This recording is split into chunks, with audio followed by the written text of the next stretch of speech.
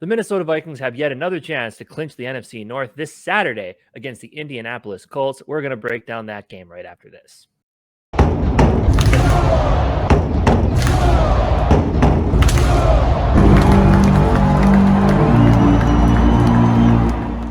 Minnesota Vikings coming off a great offensive performance and a terrible defensive performance against the Detroit Lions in a game which, unfortunately, on the road, couldn't quite clinch the division. We've talked enough about that game. We'll move past it. Move on to the next opportunity against, let's be honest, a pretty disappointing Colts team.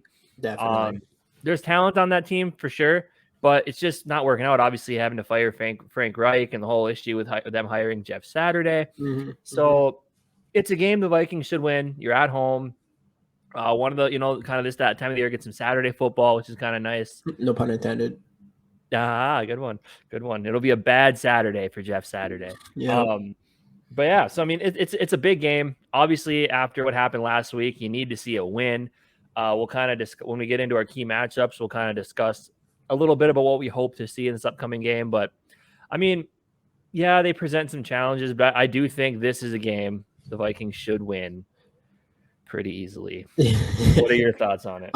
Yeah, man, they should. A team that last year, they barely missed playoffs. Yeah, they lost to Jacksonville. Yep. So they thought that, they're going to get Matt Ryan and he was going to be able to come in and just put them over the edge. That's not been the case.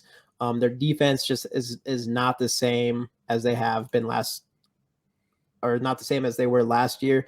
I don't know do you know? I'm not sure if Leonard, I forgot what he changed his name, whatever. Leonard, their linebacker. Darius Leonard. I forgot what he calls himself. Or Shaquille, I think he's Shaquille Leonard now. I think Shaquille Leonard.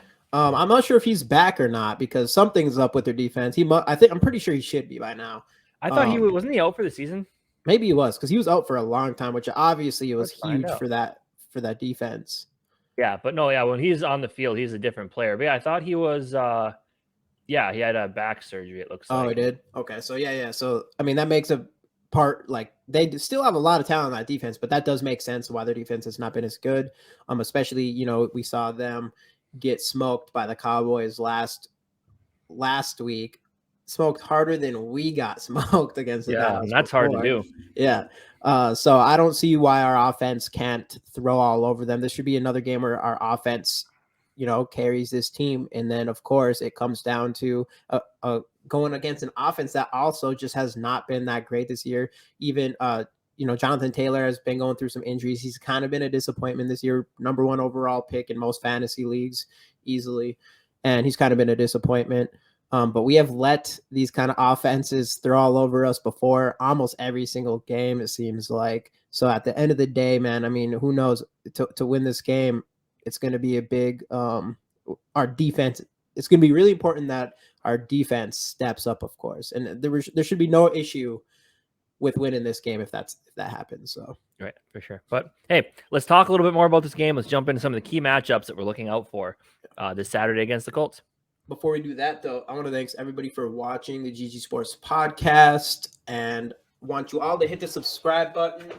We gave away another rookie card, our post video. We have another one for this week that we will give away whenever. I don't know what our plan is, if we're going to try to go live Saturday after the game. It's kind of late, or maybe even Sunday morning. We'll figure it out. But to win this, we make a post on our Instagram. So you have to go on there, and it all starts there. But it really starts with subscribing to the channel first. So if you want to find our username, look in the description for our Instagram, follow us there, and you can find all the rules to that. But yeah, so the first big matchup that we're looking at, it's been a talk of the week, and that is the Minnesota Vikings defense under coordinator Ed Donatel. Obviously, Kevin O'Connell said not firing him, gonna stick with the plan. He kind of mentioned it's tough to completely change a scheme and change a coach this late in the season, especially when you do have 10 wins. You understand him not wanting to rock the boat too much. But in his presser on Tuesday, he did say that he's been talking with the coaches and that they're really focusing on how they can fix the defense. Yeah. So I'm going to be excited to see what happens with that. With this team, it really does start with, as you mentioned, Jonathan Taylor, number 1 overall pick, most fantasy leagues. Yes, he has been a disappointment out in and out with injuries, as only has 861 yards so far this season. hasn't been that same player, and it just always seems like that's actually how it goes with that number 1 overall fantasy pick. They never actually end up being that same guy.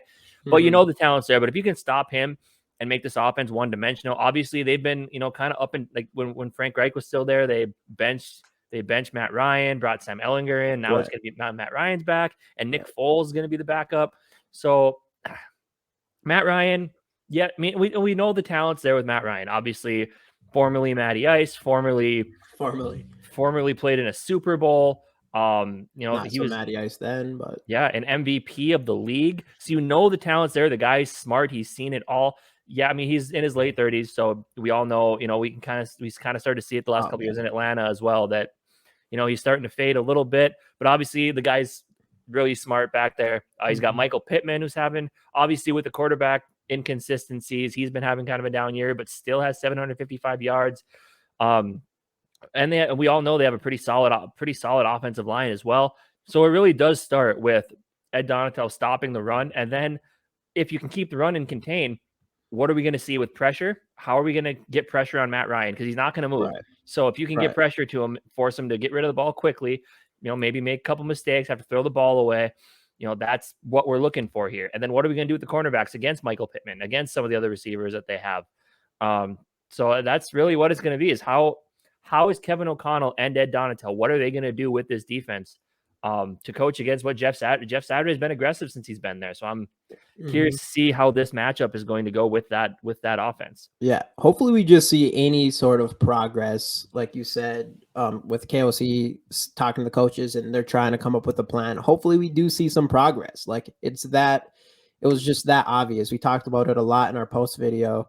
But I'm hoping that we come in and we see Ed Donatel step up.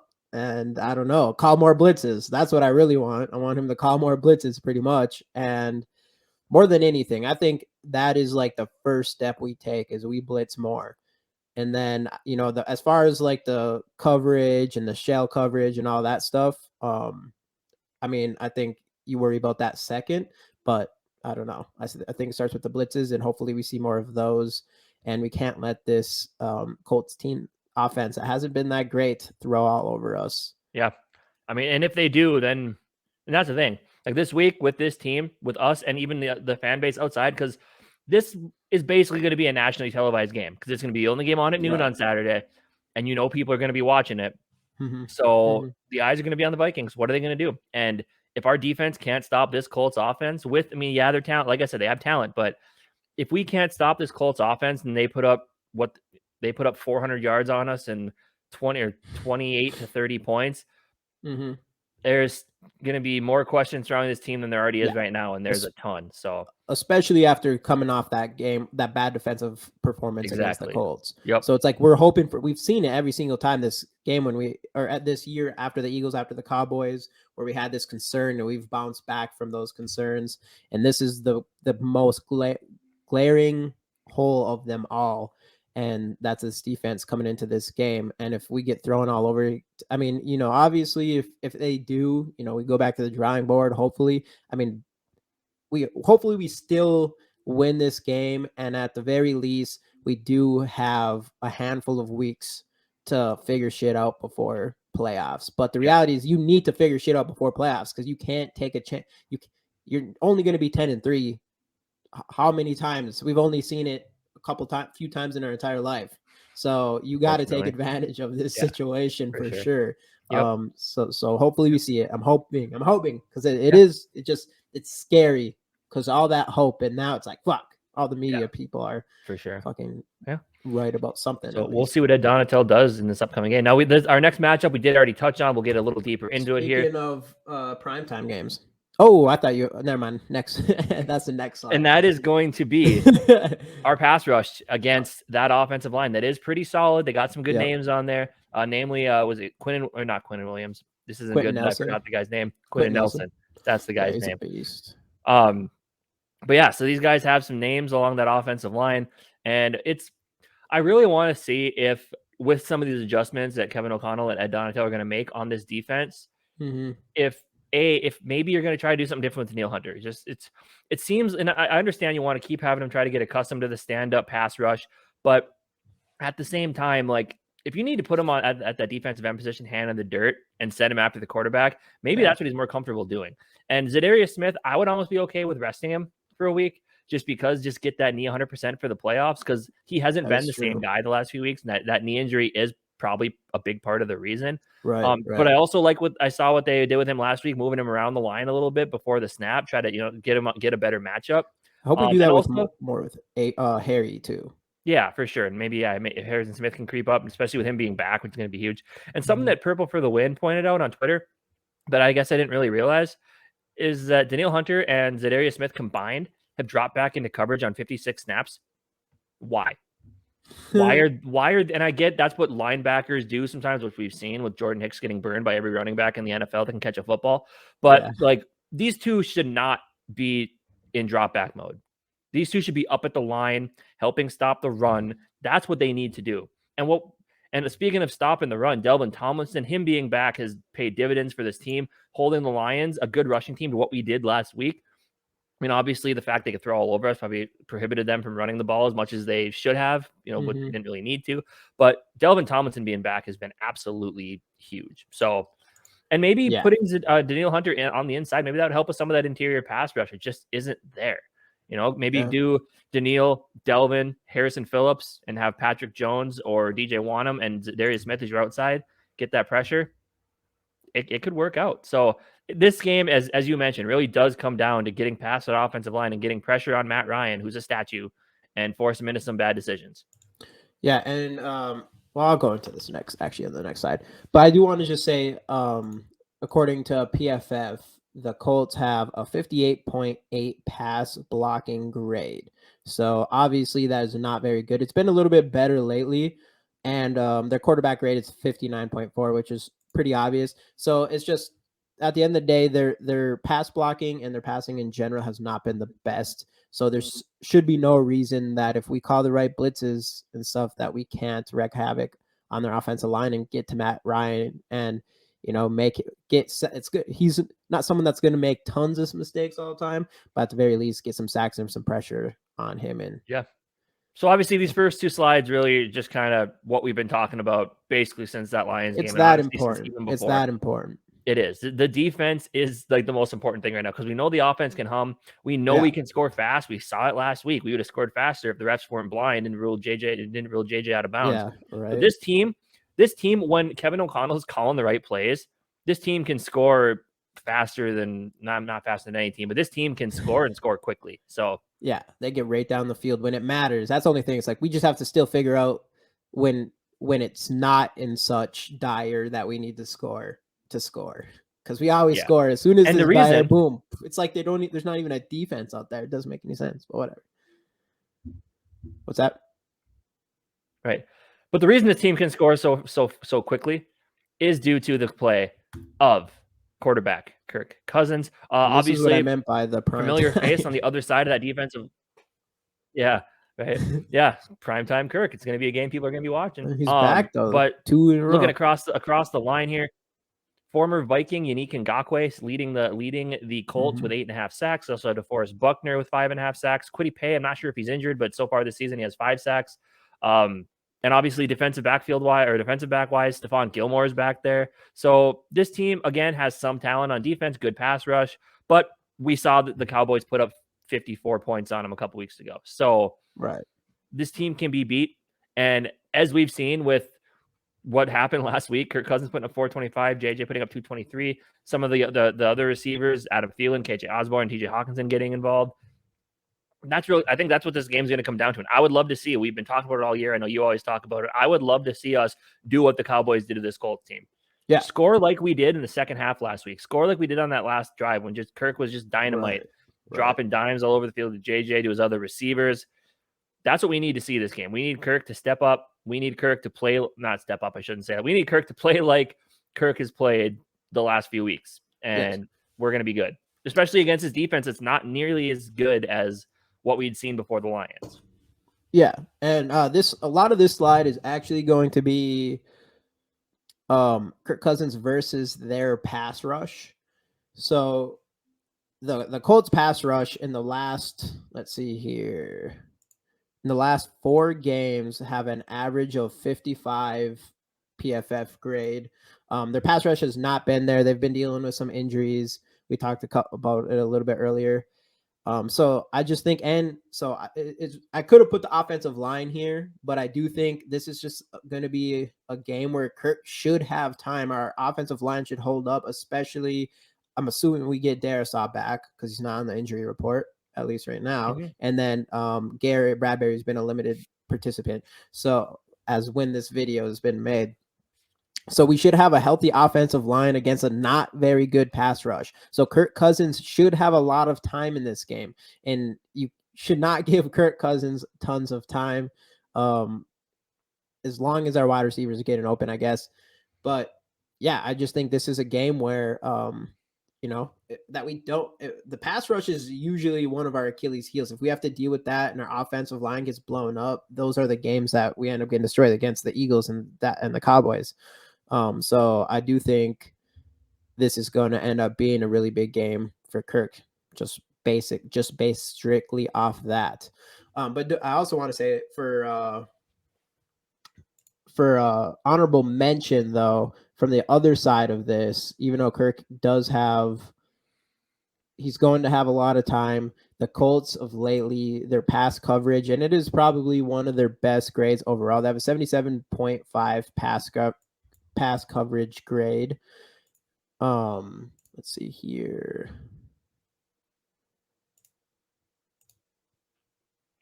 Yeah, and they have a matchup that I wanted to maybe put on here is Justin Jefferson versus Isaiah Rodgers, the Colts cornerback who has been one of the best in the league this year, actually. He has an 87.1 coverage grade. Like you've mentioned before, Stephon Gilmore, 79.3 pass PFF grade. So, I mean, even if Kirk does have a lot of time, we might have an issue with seeing players get open. And again, it's going to come down to Kirk Cousins doing what he has to do to find these guys and make plays. And hopefully we can continue getting big plays. I mean, we have Justin Jefferson. We have the best wide receiver in the league. So there is always that. But hopefully we can get this offense firing early and often. Yeah, for sure. And we need to see a big game from the receivers as well, like we were talking about. Since you mentioned the offensive line as well, I want to talk a little bit about the running game. That was basically non-existent last week. I've been very critical on Dalvin Cook this year. Obviously, that's what helps the passing game is you can run the football. And vice versa as well. If you can throw the ball well enough, kind of drop that defense back a little bit, there's going to be more lanes to run. And I do think getting that offensive line back to full strength is going to help that tremendously, as we saw. Schlottman is kind of getting blown up off the line. So, yeah, I mean, it's a game that the Vikings should easily win.